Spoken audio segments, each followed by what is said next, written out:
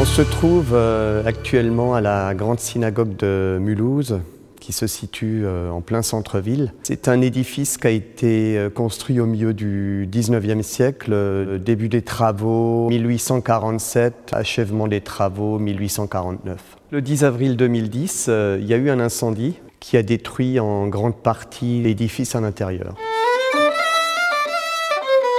Le challenge était de restituer la synagogue telle qu'elle était autrefois, avant l'incendie. Nous sommes principalement intervenus sur la partie haute de la synagogue où là, la totalité du plafond avait disparu.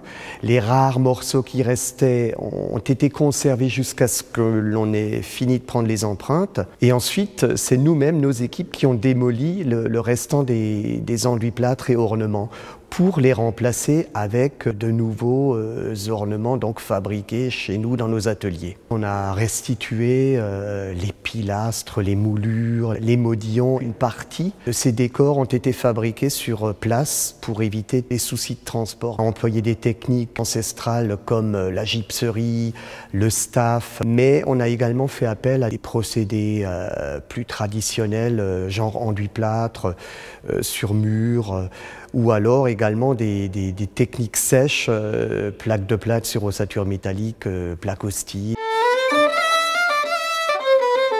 Histoire, c'est le même architecte qui a construit les 3 principaux édifices religieux à Mulhouse. Ce sont des styles différents, néo-gothiques, mais toujours est-il que construire 3 édifices religieux, c'est pas mal. Métier, je suis fier de ce qu'ont réalisé mes maîtres ouvriers, mes compagnons sur ce chantier. Je trouve qu'ils ont particulièrement bien réussi ce chantier. Aventure. Je trouve que c'est une belle aventure humaine, une occasion rêvée pour nos jeunes apprentis de se former aux techniques les plus nobles de notre métier.